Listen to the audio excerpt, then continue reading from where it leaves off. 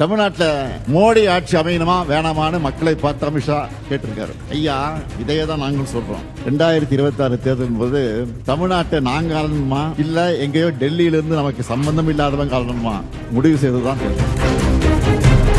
அதிமுக கூட்டணிக்கு வாக்களிச்சா பாஜக தான் தமிழ்நாட்டை ஆளணும்னு நாங்க சொல்லி புரிய வைக்க வேண்டிய அவசியம் இல்லை. அமித்ஷா அவர்கள் நேரடியாகவே ஒப்புதல் வாக்குமூலம் தந்திருக்கிறார். பிஜேபி ஆட்சி அமையதான் எதிர்க்கட்சித் தலைவர் பழனிசாமி பாடுபடுகிறார்.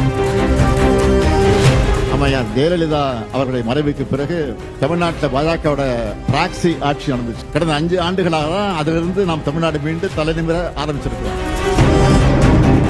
நாம கேட்க வேண்டிய கேள்வியை அவரே கேட்டுட்டாரு. நம்மோட வேலையை அவர் ஈஸியாக்கிட்டாரு. அதுக்காக நான் அவருக்கு நன்றி சொல்ல விரும்புறேன். தமிழ்நாட்டில் மோடி ஆட்சி அமையணுமா வேணாமான்னு மக்களை பார்த்து அமித்ஷா கேட்டிருக்காரு. ஐயா, இதையே தான் நாங்களும் சொல்றோம். 2026 தேர்தலின் போது தமிழ்நாட்டை நாங்க ஆளணுமா இல்ல எங்கேயோ டெல்லியில இருந்து நமக்கு சம்பந்தம் இல்லாதவங்க ஆளணுமா முடிவு செய்ததுதான் தேர்தல். இது தமிழர்களின் சுயமரியாதைக்கு விடப்பட்டிருக்கக்கூடிய சவால். அதிமுக கூட்டணிக்கு வாக்களிச்சா பாஜக தான் தமிழ்நாட்டை ஆளணும்னு நாங்க சொல்லி புரிய வைக்க வேண்டிய அவசியம் இல்லை. அமித்ஷா அவர்கள் நேரடியாகவே ஒப்புதல் வாக்குமூலம் தந்திருக்கிறார். நீட்டை விடாப்பிடியாக திணிக்கிற, தமிழ்நாட்டுக்கான கல்வி நிதியை விடுவிக்காம தேசிய கல்விக் கொள்கையை திணிக்கிற, தொகுதி மறுவரை என்கிற பேர்ல தமிழ்நாட்டின் ஜனநாயக வலிமையை குறைக்கிற, வடமாநிலங்களை தமிழர்களை கொச்சைப்படுத்துகிற பிஜேபி ஆட்சி அமையதான் எதிர்க்கட்சித் தலைவர் பழனிசாமி பாடுபடுகிறார். அம்மையார் ஜெயலலிதா அவர்களுடைய மறைவுக்கு பிறகு தமிழ்நாட்டில் பாஜகவோட பிராக்சி ஆட்சி நடந்துச்சு. கடந்த 5 ஆண்டுகளாக தான் அதிலிருந்து நாம் தமிழ்நாடு மீண்டு தலைநிமிர ஆரம்பிச்சிருக்கிறோம். இப்ப நேரடியாகவே பாஜக ஆட்சியை சொல்லிட்டு வராங்க. 11 ஆண்டுகளா தமிழ்நாட்டு மக்கள் நம்ப தயாராக இல்ல.